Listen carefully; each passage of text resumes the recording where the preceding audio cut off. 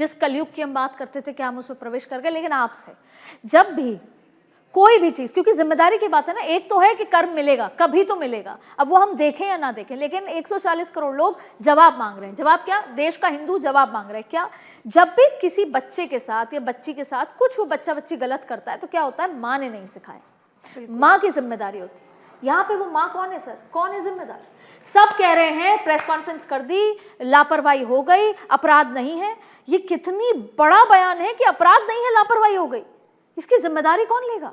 बहुत ही प्यारा प्रश्न आपने किया, थैंक यू सो मच। और मैं तो सिर्फ इतना ही कहूँगी, ओम काहू सन वैर करे नहीं कोई, राम प्रताप विषमता कोई। तो जो राम जी का जो नाम है, जो सत्य का प्रतीक माना जाता है, जिसके शुरुआत भी राम है और अंत भी राम है, तभी उसे रमण करने वाला राम कहा गया। अब राम मंदिर में ही चोरी हो गई है। अब देखिए, इतने अच्छे कर्म कि आपको राम मंदिर का सेवक बनाया गया, राम मंदिर में सेवा की वो दी गई, और आपने उसी मंदिर में चोरी करी। मैं ये नहीं कहती कि जो मुख्य नाम हमारे सामने आए हैं उनका मैनेजमेंट स्किल्स अच्छी थी या नहीं थी, या उन्होंने चोरी की या नहीं की, लेकिन जो भी हो रहा था आपके संज्ञान में था, और नियतिवश आपको ये सब चीज़ें आगे रखनी चाहिए थी। इसका मतलब आपकी नियति साफ नहीं थी, क्लियर नहीं थी। और आप कुछ भी कहें कि ऊपर का प्रेशर था, इसका प्रेशर था, उसका प्रेशर था, मैं इसको नहीं मानती कि अगर आप राम भक्त हैं तो आपके ऊपर किसी का प्रेशर नहीं हो सकता। दूसरी चीज़ मैं ये मानती हूँ कि अयोध्या में एक मंथरा थी जिसने प्रभु राम को वनवास दिलवाया था। तो ये वनवास जो हमारा 540 सालों का पूर्ण हुआ, और 2024 में रामलला जी की जो मूर्ति प्रतिष्ठान हुआ और हमें उनके दर्शन हुए, और राम भगवान उसी जगह गर्भगृह में आए जहाँ पे वो 540 साल पहले थे। लेकिन ये 540 साल सिर्फ एक कोड, एक नंबर नहीं है, ये साधु संतों की, बड़े बड़े शक्तिपीठों से जुड़े हुए तांत्रिक, अघोरी, साधु संत, उनका बलिदान है। ये सिंपल मंदिर नहीं है कि हमारे लिए ये सिर्फ रामलला की प्राण प्रतिष्ठा हुई, उसके पीछे लाखों साधुओं का, लाखों लोगों का, उनके भक्तों का बलिदान जुड़ा हुआ है। दूसरी बात, गुरु इस समय अतिचारी कंडीशन से चल रहा है। जब भी कोई प्लैनेट स्पीड से चलता है तो हम ये जानते हैं कि स्पीड से चलने के कारण उनसे गलती होती है, और शनि का मीन राशि से गोचर करना ये बहुत क्लियर करता है कि दूध का दूध, पानी का पानी, यानी सफाई होने का समय आ गया। रेवती नक्षत्र आखिरी नक्षत्र है जो ट्रांसफॉर्मेशन दिखाता है। ट्रांसफॉर्मेशन तभी आ सकता है जब कूड़ा बाहर आए, जब गंदगी बाहर आए। तो मुझे लगता है कि ये प्रॉपर ये वही समय चल रहा है, और ये 2026 में नहीं, आप देखेंगे ये 2027 में भी देखेंगे। आप कह रहे हैं कि जो एक्चुअल में जो जिम्मेदार है वो उनकी नाम बाहर आ जाएगा? आना तो चाहिए, मेरा ऐसा भक्ति पे विश्वास है कि उनका नाम सामने आना चाहिए। दूसरा, जैसे स्वामी जी ने भी अभी बोला कि 60,000 वर्षों तक वो कीड़ा बनता है। देखिए, इतने अच्छे कर्म की राम मंदिर की सेवा मिली, लेकिन इतने बुरे कर्म कि अब आप उससे मुक्ति नहीं पा सकते। लेकिन अभी आपने एक और 13 साल की लड़की का भी वहाँ पे वो जोड़ा, या जो भी हम सुन रहे हैं, कभी लड़की लड़के को मार रही है, कभी रेप हो रहे हैं, कभी कुछ हो रहे हैं, कभी कुछ हो रहा है। ये समय एक ऐसा समय है जब पूरी तरह से ट्रांसफॉर्मेशन हो रहा है। अब हम अगर संवत्सर की बात करते हैं तो गुरु ही राजा है, गुरु ही मंत्री है, और गुरु ही इस साल मिथुन, कर्क और सिंह राशि में भी प्रवेश करेंगे। यानी एक प्लैनेट जो एक साल तक 12 महीने तक एक राशि में रहता था वो 3 राशियों में जा रहा है। तो गलतियां तो होंगी, लेकिन अभी शनि हो जाएंगे वक्री, और अब दूध का दूध पानी होने का मुझे लगता है कि होगा। मैं उम्मीद ये करती हूँ। सर, मुझे एक ट्रस्ट से संबंधित बात समझ रही है। देखिए सर, इतने करोड़ों मंदिर हैं देश में, बड़े तरीके से सिस्टम चलता है। उन ट्रस्ट में सर एक होता है कि सरकार भी ओवरलुक करके सरकार का भी एक ऑब्जर्वेशन रहता है उसमें। दूसरा, देश की जनता आरटीआई करके वहाँ के दान के चंदे का पैसा तमाम चीज़ें देख सकती है। यानी कि जो आरटीआई का मैनेजमेंट, आरटीआई के माध्यम से आप ये देख सकते हो कितना पैसा आया, किस में इस्तेमाल हुआ, कितना खर्च हुआ, कितना है। लेकिन ऐसा क्या होता है कि जब राम मंदिर, जिसको सबसे ज़्यादा इंतज़ार था, उसका जब ट्रस्ट बनता है तो उसमें ये क्लॉज दिया जाता है कि इस पे आरटीआई नहीं हो सकती। उसको एक पर्सनलाइज्ड ट्रस्ट बनाया जाता है। क्या ये पहले से प्लान था, और ऐसा क्यों? और फिर अगर इसमें सरकार का कोई लेना देना नहीं है तो फिर इसमें आरएसएस और केंद्र सरकार से जुड़े लोग क्यों थे? बहुत सुंदर प्रश्न है आपका। देखिए, ट्रस्ट का अर्थ ही होता है विश्वास, और वर्तमान में जहाँ जहाँ ट्रस्ट है वहाँ वहाँ चोरी हो रही है। सिर्फ अयोध्या की बात बिल्कुल नहीं है। सही। अयोध्या में हो रही है, बद्रीनाथ में हो रही है, तिरुपति में हो रही है, अभी बगलामुखी में हो रही है और सिद्धि विनायक में हो रही है। जहाँ जहाँ इन्होंने ट्रस्ट बनाया है वहाँ पे चोरी हो रही है। देखिए, हमारे यहाँ महंताई व्यवस्था थी। आज के 2500 पूर्व आप जाएंगे तो हमारे आदि गुरु शंकराचार्य हुए। आज जो शिक्षा प्रणाली है ये मैकाले की शिक्षा है। हमारे यहाँ पहले 24 लाख गुरुकुल थे, आज सैकड़ों में सिमट करके रह गए। कहाँ से आपको वो ज्ञान मिलेगा?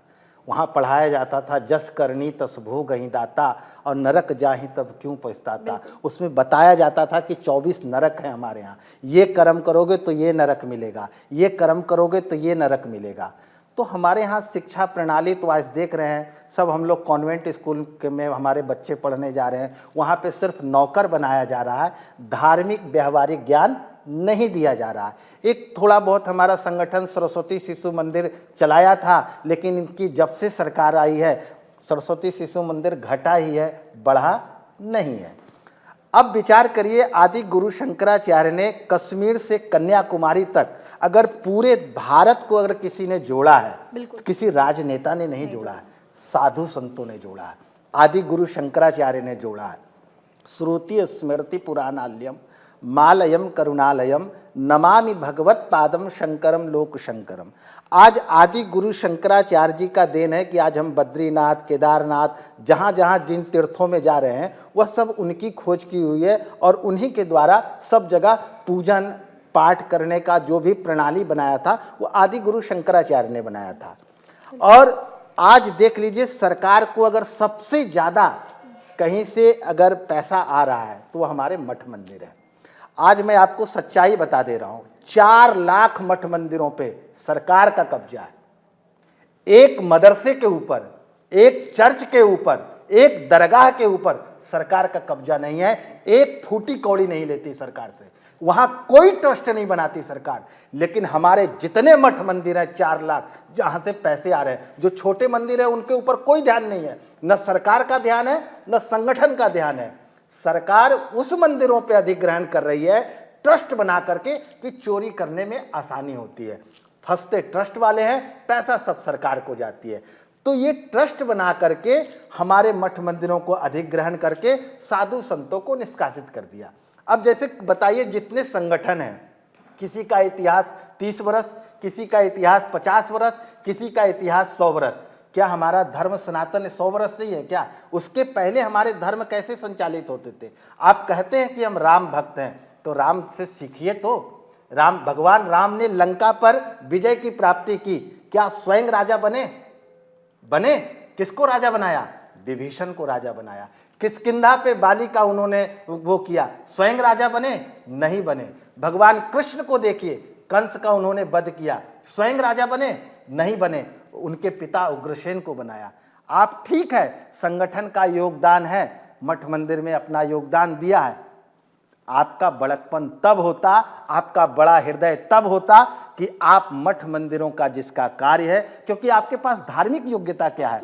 आपको मठ मंदिर चलाने का आपके पास अनुभव है। जो लोगों को बनाया गया है, अभी फिर जो दूसरे लोगों को बनाया गया, उनकी धार्मिक योग्यता क्या है? वो क्या पूर्व में मठ मंदिर चलाए हैं? उनको मठ मंदिर चलाने का अनुभव है? नहीं है, शून्य है। ये कौन कर सकते हैं? जिसका काम उसी को साजे। ये कार्य साधु संतों का है। इसलिए आप अगर जाएंगे अयोध्या तो प्रसाद कभी चढ़ाया आपने? राम मंदिर तो बन गया, किसी भक्त का आज तक प्रसाद चढ़ा है? किसी भक्त को आज तक वहां तिलक तक लगाया गया है? जबकि वही हनुमानगढ़ी है, वहां आज भी प्रसाद चढ़ता है, आज भी तिलक लगाया जाता है। आज तक कोई चोरी का आरोप नहीं है। उसका कारण है कि वहां की व्यवस्था साधु संतों के हाथ में है, तो धार्मिक महत्व भी बचा हुआ है और मंदिर का भी महत्व बचा हुआ है। मैं आगे बढ़ने से पहले एक और मेरे जो जनता का सवाल है जो हमारे पास आते हैं वो पूछना चाहती हूँ। हाँ। बहुत सारे मंदिर है, जैसे कि मैं बंगाल का ही जिक्र कर लूं।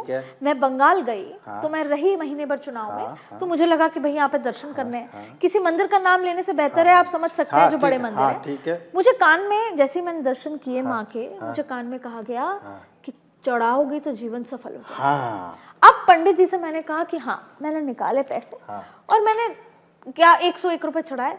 तो बोले इससे नहीं होगा। ये उन्होंने अपना निकाला स्कैन कार्ड और स्कैनर देखे कहा इस पे चढ़ाओ, जीवन बदला देंगे। और स्कैनर किनका था? पंडित जी का था। तो अब किन पे विश्वास सुन लीजिए, करते हैं? सुनिए नहीं सुनिए, मैं मैं इसके जवाब दूं। तुलसी पंडित- पंछी के पिए, घटे न सरिता नीर, दान दिए धन न घटे, जो सहाय रघुवीर। देखिए, दान, हमारे यहाँ धन की 3 गति है। धन अगर आपको परमात्मा ने दिया है तो दान करिए, अगर आप दान नहीं कर सकते हैं तो भोग करिए, अगर दान और भोग नहीं करते हैं तो सीधा नाश होगा।